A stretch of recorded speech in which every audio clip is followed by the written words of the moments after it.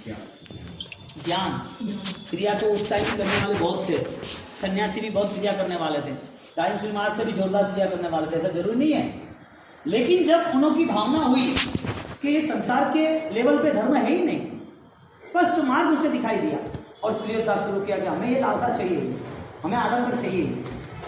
क्रिया के नाम पर उन्होंने विरोध नहीं किया, उन्होंने इतना ही बोध दिया। एक तरफ वीर विजय जी महाराज, उन्होंने क्रिया का उद्धार किया और रायेश्वरी महाराज ने श्रद्धा का उद्धार किया। हम क्या कहते हैं? क्रिया उद्धार। क्रिया का नाम दिया, लेकिन वो कौन सी क्रिया? आपके अंदर जो परिणति है उसका बदलाव। तो दादा गुरुदेव रायेश्वरी महाराज ने बताया कि कर्मवाद वो आपका है, आपके कर्म आपको बदलने हैं। अब आपके अंदर रही हुई जो सुख दुख की लालसा है, जिसके हिसाब से डर है, भय है, जिसके हिसाब से दूसरे वहां जाना है, किसी के पास मांगना है कि मेरा अच्छा हो जाए, यानी कि कर्मों की सोच ही नहीं बनी। और रायेश्वरी महाराज जब उन्होंने सब किया तब तो क्राउड बहुत कम था, आज तो बहुत सारा क्राउड है हमारा। तीन धोर का भी छोड़ो, आज समझदार इंटेलिजेंट इतने सारे व्यक्ति बढ़ गए। नॉन जैन में जो लोग उपनिषद आदि ग्रंथ पढ़ रहे हैं, उनको भी पता है कि आत्मा ही नित्य है और आत्मा ही बोधवान है, हमें किसी का सहारा नहीं चाहिए। उपनिषद वाले कई लोग परमात्मा को इष्ट को मानते, देवी देवता को नहीं मानते। अजय उपनिषद ग्रंथ उनका है, लेकिन आत्मा का है, अध्यात्म का है, उसमें सारी बातें ये लिखी है। आत्मा ब्रह्म है, चैतन्य है। अब ये सारे वॉल्यूम्स जो हमारे प्रभु महावीर ने भी दिए हुए और दादा गुरुदेव ने तो अप्लाई किया। 115 साल देवलोक गमन गए। कितने विरोध देवलोक गमन, कितने विरोध हुए? 12 साल, कितने विरोध हुए? विरोध वाले थक गए, सच्चाई को आंच नहीं आई। क्रिया का उद्धार था कि श्रद्धा का उद्धार था? क्रिया का उद्धार होता तो क्रिया में ही सब लगे रहते, लेकिन एक फीलिंग्स थी और कर्म का क्रिया का उद्धार। कौन सी क्रिया? जो क्रिया आपको संसार बढ़ाए, ऐसी क्रिया को चेंज किया। देवी देवताओं के साथ डिमांड करना। राजू समाज के ऐसा है ही नहीं, कर्म बनते आया तो सावध्य योग का बचकान किया, तो अच्छा पाप त्याग करो, और वो पाप ऐसा त्याग करो कि सामायिक छोड़ने के बाद भी आपको लगे कि ये पाप मुझे नहीं करने। संयम जीवन और वीरती जीवन, साधक जीवन, सम्यक दर्शन का जीवन इतना बलवान है। देव लोग दौड़धाम करते हैं, दर्शन के लिए दौड़े आते हैं, देवी देवता दौड़े आते हैं इस जीवन को लेके। तो ये जीवन की वैल्यू इतनी छोटी हो? अभिमुक्ता ने क्रिया करनी थी तो कर ली होती, तो केवल ज्ञान तक क्यों पहुंचे? चंडकोशी को क्रिया करनी थी तो कर लेते, भगवान माफ कर दो, मेरी भूल हो गई, मैं आपके चरणों में पड़ता हूं। एक दिन में वो रिटर्न होते ना, तुरंत वहां से किसी जाता क्या फर्क पड़ता?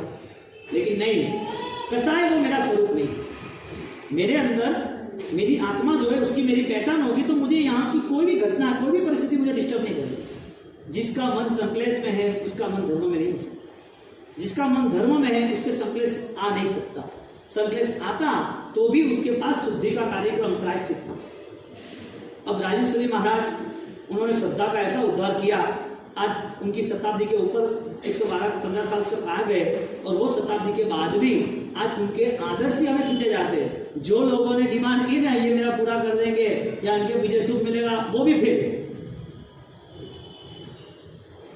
आप बोलोगे वो दे रहे हैं, वो हमें मिल रहा है, उसके द्वारा तो है, लेकिन महापुरुष है। आपने जो श्रद्धा और भक्ति की, इसके आपका कर्म का उदय हुआ। अब आपका स्टॉक पड़ा है पूर्व का, तो काम होगा, उसमें तो जरूरी नहीं। बात ये चल रही है कि मति ज्ञान और शुद्ध ज्ञान, शब्द बोध और संसार की घटनाओं का बोध, इस सारा बोध होने के बावजूद भी हमारी आत्मा में कितना अप डाउन हो रहा है। काउंट डाउन कौन तय करेगा? परिणति वो तुम्हारा काउंट डाउन है, तुम्हारी आंतरिक स्थिति वो तुम्हारा काउंट डाउन है। किसको पूछने जाना आंतरिक स्थिति का? मेरी क्रिया से तुम मुझे अच्छे मानोगे, मुझे महसूस तो होना चाहिए कि सही है। तुमने तपस्या की, अच्छी आराधना की, अच्छे दानवीर बने, अच्छे त्यागी बने, तो लगा कि हाँ ये अच्छा इंसान, अच्छा बोलना चालना, अच्छा रहना, सब कुछ आप अच्छा कर रहे हो। आपको महसूस हो रहा है कि मेरे भगवान ने बताया वो मार्ग है। आपको लग रहा है कि ज्ञान दशा से परमात्मा ने जो ज्ञान की बात की उसी हिसाब से अब ये मेरा जीवन व्यतीत हो रहा है। आपको जब तक फीलिंग्स नहीं हो तब तक रिजल्ट कैसे मिलेगा? एक छोटा बच्चा एग्जाम देके आता है तो पता तो चलता है कि 70, 80, 90% आया। संयम जीवन अरे साधना जीवन, साधु जीवन, या तो सावक जीवन, या वृत्ति जीवन, या क्रिया का जीवन, कोई भी जीवन व्यतीत कर रहा है तो उस क्रिया के पीछे कोई ना कोई उद्देश्य है। यदि क्रिया करने के बाद उद्देश्य न हो तो फलीभूत नहीं है। न्याय में हमारे यहाँ कार्य कारण भाव कहते हैं, निमित्त नैमित्तिक भाव कहते हैं। सामने निमित्त मिले, लक्ष्य सब पावर पनास तो हमारा लक्ष्य बताया। यदि अरिहंत को पाना है, यदि सिद्ध को पाना है, यदि गुरु की शरण में जाना है। कार्य क्या था? सब पावर पनास। कारण उसका फॉलोइंग क्या था? अनुसरण क्या था? देव, गुरु और धर्म। अब देव, गुरु और धर्म का जिसने अनुसरण किया वो नॉर्मल बन जाएगा। इफेक्ट है ना उसकी, असर तो होती है ना। अरिहंत कौन अरिहंत? आपके अंदर अरिहंत है कि नहीं है? क्यों? अब सोचो दूसरी व्याख्या, अरिहंत है तो मेरे शत्रु है कि नहीं है? यानी पुरुषार्थ कमजोर है, पता चल जाएगा। कितनी उम्र में कितना याद रह सकता है? यानी कि उसका पुरुषार्थ होगा इतना याद रहेगा। यानी कि तुम्हें कोई रोक नहीं सकता। तुम जो रूल्स बनाते हो उस रूल्स पे तुम आगे चल सकते हो। तुम्हारा रूल्स बनाने वाला कौन? तुम या कोई? तुम्हारे रूल्स बनाने वाले कौन? तुम हो या कोई और है? तुम्हें कोई रोक सकता है जो भी कुछ करना है उसमें?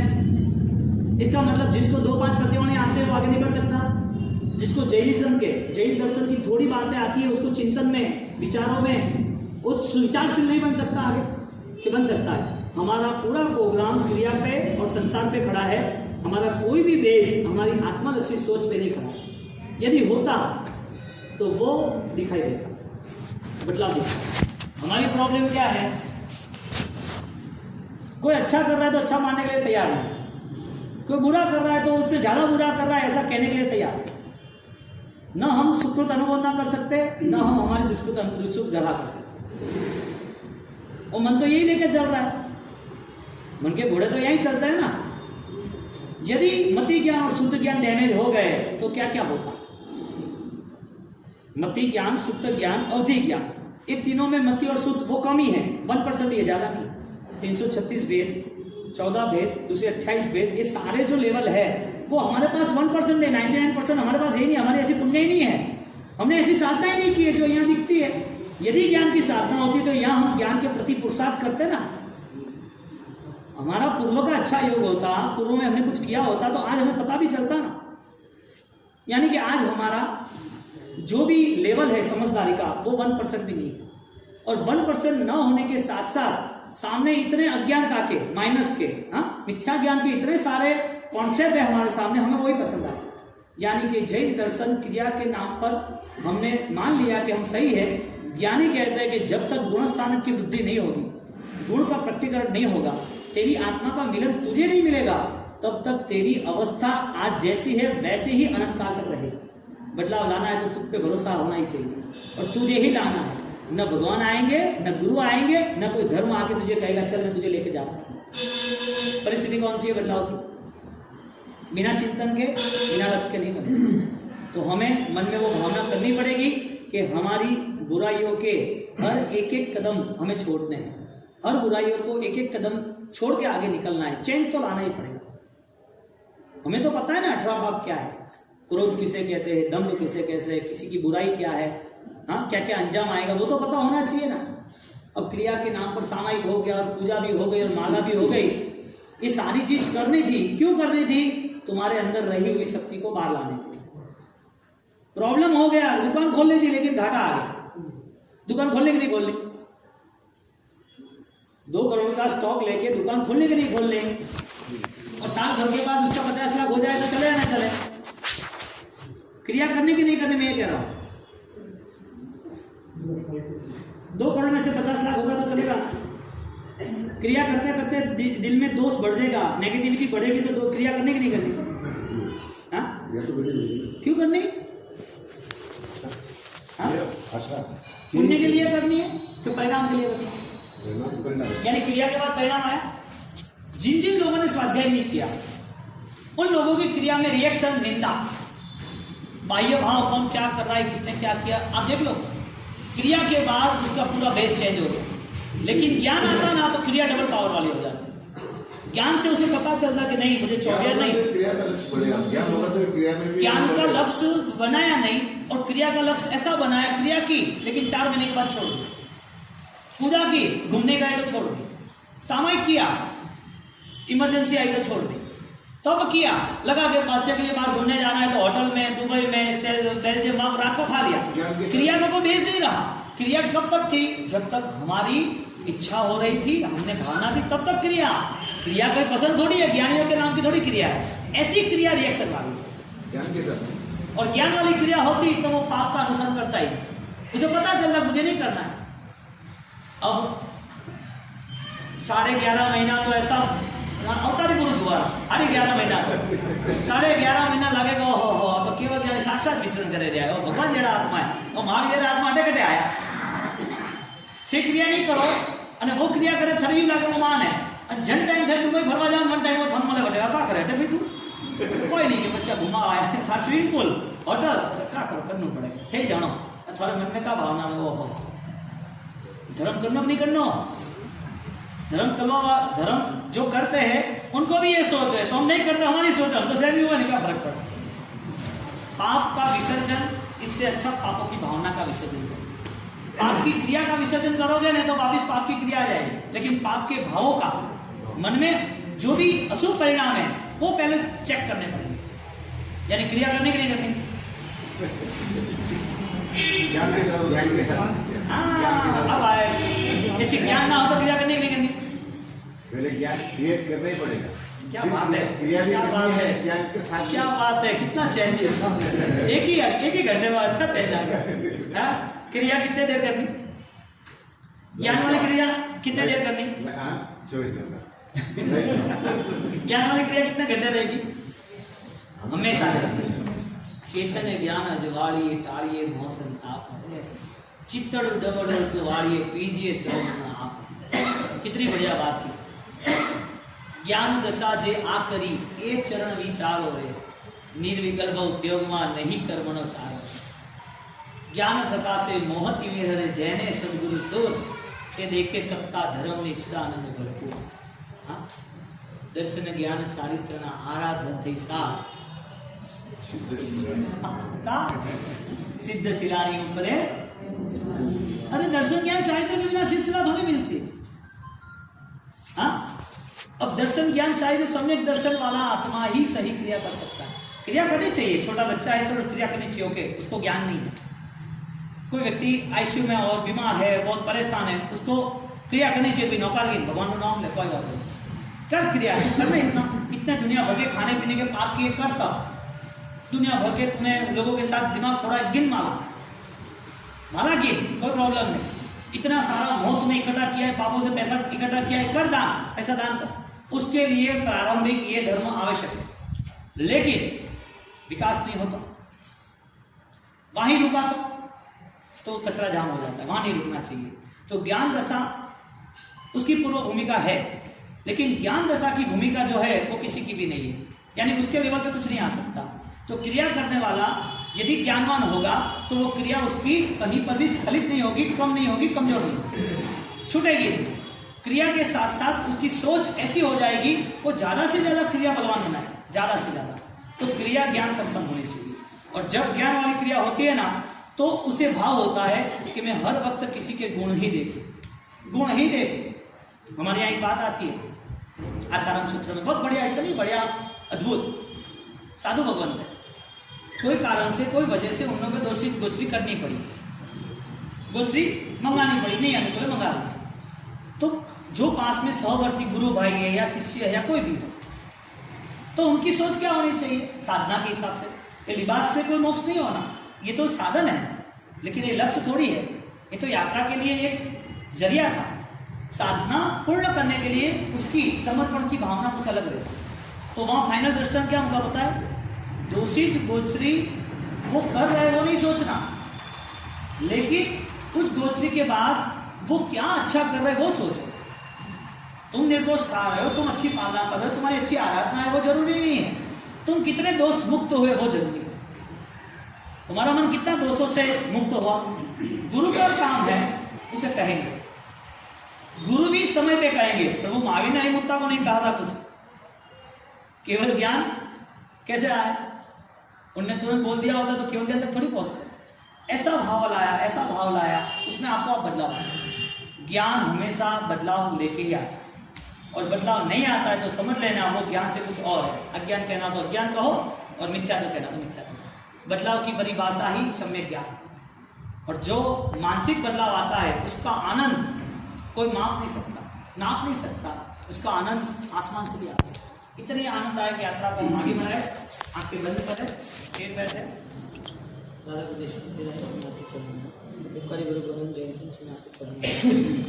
जगत के अंदर पूरा विश्व शांति की खोज में दौड़ रहा है। जैन दर्शन शांति से ही जीवन की शुरुआत बता रहा है। जगत संसार के साधनों से जीवन की शांति मांग रहा है, और जगत पिता आत्मिक शांति से जीवन की शांति मांग रहा है। जीवन जिसको मिला है उसका कारण उसका उदय काल है, लेकिन जो जीवन मिला है वापस उसका नया बुकिंग जो बंद का समय है वो भी उसके साथ चलता रहता है। यानी कि मन, वचन और काया वो कर्म के साथ कोई ना कोई व्यवहार करता रहता है। जब मोक्ष में गया है आत्मा तो वहाँ न उसको ये कोई भी समय का उदय है, न इसे कोई बंद है। संसार की अवस्था में पूर्ण अवस्था मोक्ष की है संसार अवस्था के बाद, लेकिन जब तक संसार की अवस्था है तब तक उसके जीवन में सबसे अच्छा समय कौन सा कहा जाता है? सबसे अच्छा समय, सबसे ज्यादा पुण्यशाली समय, सबसे ज्यादा सफल समय मानव जीवन कहा गया तो वो निष्फल भी हो रहे। क्रियावान कहा गया तो क्रिया के नाम पर मिथ्यात्व होगा, तो वो मिथ्यात्व उसे पाप बंद कराएगी, दुर्गति में ले जाएगी। क्रिया का समय, मानव जीवन का समय अच्छा, क्रिया का समय अच्छा, उसके अनुकूल मिला है सब कुछ, योग सामग्री वो अच्छा। अच्छा समय कौन सा? अच्छा समय कौन सा? ज्ञानी कहते हैं कि जब तुम्हारी बुद्धि, तुम्हारी श्रद्धा, तुम्हारी भाव दशा, तुम्हारी मनोदशा यदि तुम्हारी सच्चाइयों से जुड़ी है, सुख चैन से जुड़ी है, दूसरे विभावों से दूर है, वो अवस्था तुम्हारी सही है। मोक्ष कल है या परसों, उसको कोई लेना देना नहीं। मोक्ष के ग्रंथों के बात को लेके 6 या 7 भों में मोक्ष या 15 भों में मोक्ष या लाख भों के बाद मोक्ष, इसकी बात अभी है ही नहीं, क्योंकि वो हमने देखा नहीं, हमारी बात है। लेकिन मोक्ष कैसा हो सकता है उसकी फीलिंग्स लाने के लिए मुक्ति की धारा कैसी हो सकती है, मुक्ति के प्रयाण में कैसी अवस्था हो सकती है, ये चीज आज वो निर्माण कर सकता है, जिसका ज्ञानी ने नाम सम्यक दर्शन दिया है।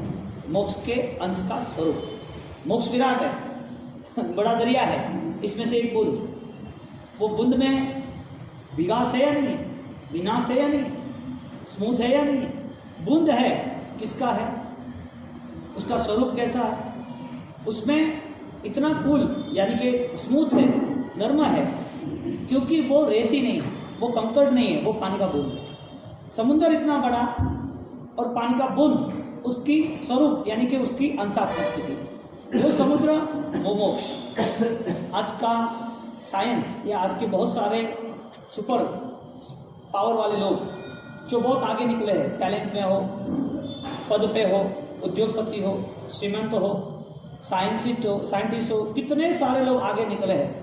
तो आगे निकलने की वजह ये है उनके पास कोई फोकस है, उनके पास कोई टारगेट है, उनको कुछ करना है, उसके लिए जुनून भी है और वो करके दिखाते भी है।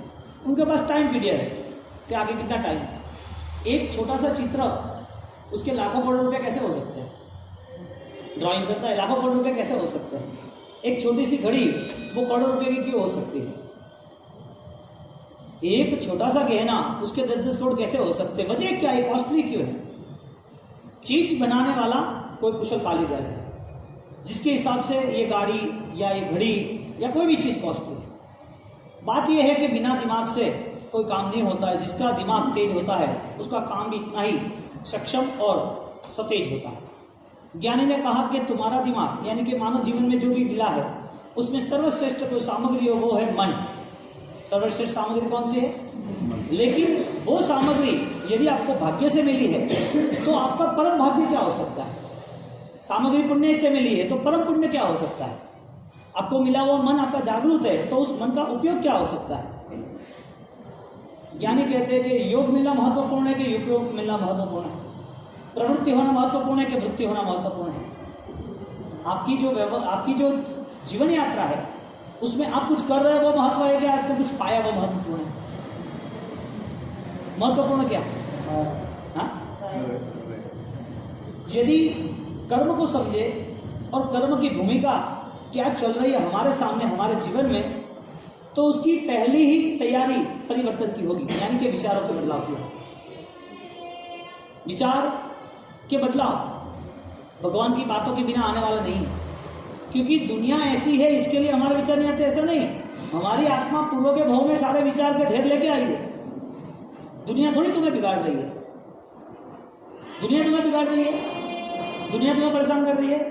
दुनिया में तुमने शत्रु खड़े किए, वो तुम्हारे शत्रु बने। दुनिया है इसके लिए तुम किसी का गलत बोल रहे हो, उसने गलत किया इसे नहीं। ये पूरा जहर पूर्व के भाव से चलता है, इसके लिए कोई नया जहर नहीं आ रहा है, कोई नई आग नहीं आ रही है। ज्ञानी ने इसे उपादान कहा। मनोवृत्ति की स्थिति आज की नहीं है। पूर्व के भावों में भी हमने इतने ही लेस्याओं के साथ जीवन व्यतीत किया। पूर्व के भाव में हमने इतने ही अनुबंध, हमारी सोच ही ये बनी थी, जीवन पूरा हो, जीवन हमारा पूरा हो तो भी सोच हमारी यही थी। धर्म क्रिया हो तो भी सोच हमारी यही थी। समस्वरण मिले तो भी सोच हमारी यही थी। प्रभु महावीर साक्षात मिले तो भी हमारी सोच यही थी। यानी कि 1 लाख तीर्थंकर होने के बावजूद भी और तीर्थंकर के सामने बैठने के बावजूद भी उसके मन में बदलाव क्यों नहीं आया? वजह एक ही थी, उसने प्रवृत्ति की वृत्ति को ध्यान नहीं दिया। वो योग में जुड़ा, मन दंड, वचन दंड, काया दंड, उसके मुझे खींचना है।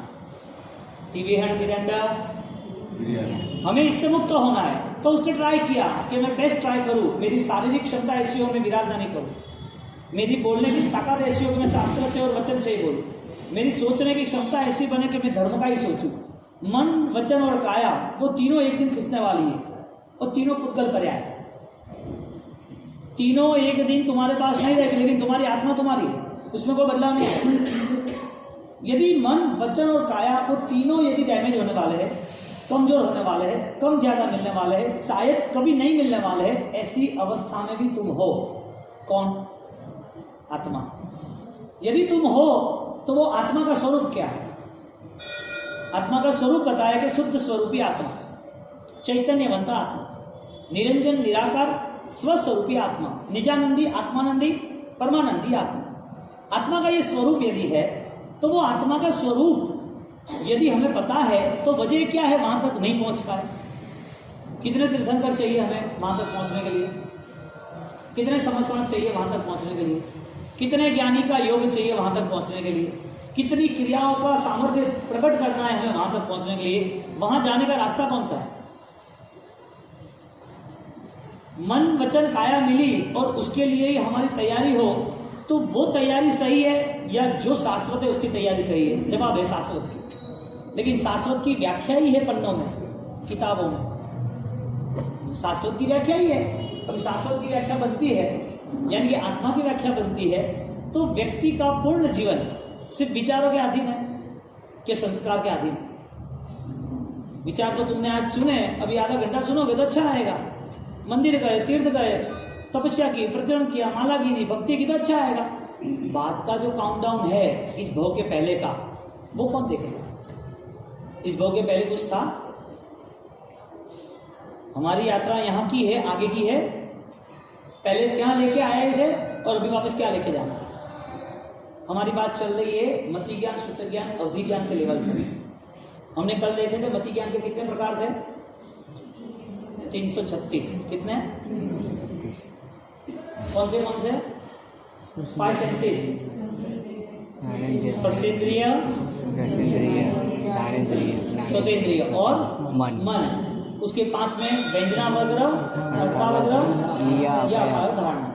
वो पांचों चीज कंसल्ट की तो 28 वेद हुए, एक छोड़ देना है, चक्षु का और मन का। ओके, साइंस खोज नहीं पाता है कि तुम्हारे स्किन में स्किन डिजीज का वजह क्या है। उसको इतना पता है कि स्किन डिजीज की वजह को ब्लड रिएक्शन है, उतना ही पता है। उसको इतना पता है कि तुम्हारा ब्लड डैमेज हो गया, इसके लिए पैरालिसिस हो गया। उसको इतना पता है कि ब्लड में ज्यादा सा जम्स आ गए तो शुगर हो गया। वो इतना ही सोचता है कि ये है। ज्ञानी ने कहा है कि यहाँ पर व्यंजना वर्ग स्पर्शेंद्रिय बहु अबहु बहुविध ऐसे 12 भेद सिर्फ एक ही चीज के। कितने? ये क्यों समझना है? ये भाषा इसके लिए, शब्द इसके लिए, ज्ञानी की बात इसके लिए नहीं। ये बात समझ के हमें हाई रिस्पेक्ट हो। हमारे ज्ञानी ने जो बात बोली है इस पे कोई भी मिनट फेर नहीं। प्रभु महावीर ने जो बात की है, जो केवल ज्ञानी ने बात की है, उसमें दुनिया की कोई ताकत उसको परिवर्तन नहीं कर सकती। श्रद्धा हमारी सिर्फ ये बात सुन के मानने की नहीं है, ये बिलीवनेस की है कि क्या वास्तविक ज्ञानावरण क्या उदय, हमारी ज्ञान की ताकत बढ़ी हुई है, मति ज्ञान का बल बढ़ा हुआ है कि नहीं बढ़ा हुआ है। हमारे 5 सेंसेस जो है, 5 इंद्रिय जो है, वो 5 इंद्रियों में हमारे पास यदि व्यंजना वगैरह अर्थावग्रह इहा अपाय धारणा, ये सारी अलग अलग छोटी छोटी व्याख्या है और उसके छोटे छोटे 336 लेवल बताए हैं सिर्फ मति ज्ञान के। शुद्ध ज्ञान के वापिस एक्स्ट्रा 14 लेवल बताए, शुद्ध ज्ञान के 14 लेवल बताए। अक्षर श्रुत, अनक्षर श्रुत, सन्नी असन्नी, सम्यक स्वादि अनादि, संदिग्ध असंदिग्ध, ध्रुव, कितने कितने कितने भेद। ये सारी चीजें हमें ट्रस्टेड है या नहीं है, हम इससे सोचते कि नहीं सोचते। ये माननी चाहिए कि नहीं माननी चाहिए? यदि ये माननी चाहिए तो ज्ञान के सिर्फ 5 भेद है और ज्ञान के 5 भेद है तो 5 भेदों में आत्मा नहीं रहेगी लेकिन शरीर रहेगा। तो वहां पर वो सब सारे जो भेद है, जो सारे लेवल है, वो एक्टिवेट है कि नहीं? मरने वाले को यहाँ पर कोई फीलिंग होती है कि नहीं होती? मारा था, मर गया, उसे यहाँ मारा, फीलिंग होगी कि नहीं होगी? जिंदा है, उसे यहाँ मारा, फीलिंग होगी कि नहीं होगी? जिंदा है, उसने कुछ खाया, उसको चरका लगा, मीठा लगा, फीलिंग होगी कि नहीं होगी? हाँ, वही आदमी पैरालिसिस हो चुका है और उसे कुछ खिला पिला रहा है, उसको पता ही नहीं है, गले से खा रहा है। हाँ, जो आदमी पागल है उसको पता ही नहीं है कि ठंडी गर्मी क्या है, वो सोया रहता है, उसको घर पे आकर उसको सुलाते हैं, उसको कंबल डालते हैं कि भाई ठंड लगेगी, वो कुछ बोलता नहीं है। इन लोगों को उसकी बॉडी में, यानी कि उसकी जो फिजिकल लेवल है उसमें कोई प्रोसेस है कि नहीं? शारीरिक उसको कुछ संवेदना हो रही है कि नहीं हो रही है? आत्मा है अंदर, तो संवेदना हो रही है कि नहीं हो रही है? अंदर आत्मा हो तो शरीर को, शरीर के हर कोई पार्ट्स को संवेदना होती है कि नहीं होती? हाँ, होती है। आत्मा नहीं हो और शरीर है तो शरीर के पार्ट्स को संवेदना होती है नहीं होती? नहीं होती। इसका मतलब ये कि जो भी कर्म है, ज्ञानावरण्य का, दर्शनावरण्य का, जितने भी सारे कर्म है वो आत्मा से जुड़े हुए हैं। यानी कि जो भी कर्म आज हम कर रहे हैं वो वापिस आगे हमें मिलेंगे। यानी कि जो कुछ भी है वो सारा कराया है, क्योंकि मोक्ष में क्या कर्म तो नहीं, मोक्ष में कर्म है। हाँ, संसार में कर्म है, कर्म बदला जाएगा। कर्म अपने आप चेंज होंगे कि नहीं होंगे? आपका सुख बदल सकता है कि नहीं बदल सकता है? दुख बदल सकता है नहीं बदल सकता है? हाँ, वैचारिक क्षमता बदल सकती है कि नहीं बदल सकती है? याददाश्त कम हो सकती है कि नहीं हो सकती है? चलना घूमना फिरना वो कम हो सकता है कि नहीं हो सकता है? कौन कर रहा है सब कुछ? आप बोलोगे कर्म। कर्म सब कुछ कर रहा है तो कर्म वहां पर मोक्ष में क्यों हैरान नहीं कर रहा? कर्म कर रहा है तो मोक्ष में क्यों हैरान नहीं कर रहा? वहां भी हैरान करना चाहिए ना। आज हैरान कर रहा है तो आपको मरना नहीं है और डॉक्टर ने बोल दिया 10 दिन के बाद आपकी बॉडी में वायरस आपको बनना है, आपका रिएक्शन क्या? किसके प्रति आपकी घृणा? किसने आपको शत्रु माना? किसने आपको दुख दिया? आप धर्मी हो, धर्म करने के बाद आपको यहां से जाना क्यों पड़ रहा है? आपका आयुष्य इतना कम क्यों हो गया? 80 साल तक परमात्मा का धर्म निभाना चाहिए ना, तो 30-40 साल की उम्र में ऐसे डैमेज क्यों हो गए? ये सारा व्यवहार कौन कर रहा है? कर्म नहीं कर रहा है। कर्म करता तो मोक्ष नहीं करता।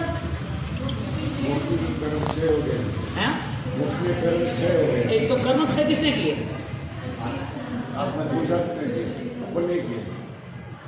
अपन कौन? आत्मा कैसी? निरंजन निराकार शुद्ध स्वरूप। तो आत्मा को कहाँ पैर है, हाथ है, जिसके हिसाब से क्षय करेगा वो फाइट करने जाएगा? मिला हुआ मन वो इतना हमारा परम पुण्य का उदय है, उस परम उदय को हम अपना ना पाए, समझ ना पाए। मति ज्ञान, सूत्र ज्ञान, अवधि ज्ञान, मनोप्रयोग ज्ञान, ये सारे व्यवहार आत्मा है तो है। केवल ज्ञान आता है जैसा सारे चारों कर्म समाप्त हो जाते हैं। लेकिन व्यवहार से श्रुत ज्ञान अधिक ज्ञान का सपोर्ट चाहिए। तो जो जिसकी जी रहा है व्यक्ति, जिसके जीवन में पुण्य का उदय है, जिसमें सोच है, जो काबिल आदमी है, जो आगे कुछ भी कर सकता है, जो फाइटर है, बोलते हैं साइंटिस्ट से बहुत अच्छा दिमाग है, ये छोटी उम्र में 20 साल की उम्र में उतना कमा लिया, बहुत पावरफुल आदमी है, दिमाग जोरदार है, क्यों भाई? यानी कि ये सारी चीज चेंजेस होने वाली हो तो इंसान यहाँ से क्या लेके जाने वाला है, या तो फिर यहाँ क्या करना चाहता है, पीछे का भाव छोड़कर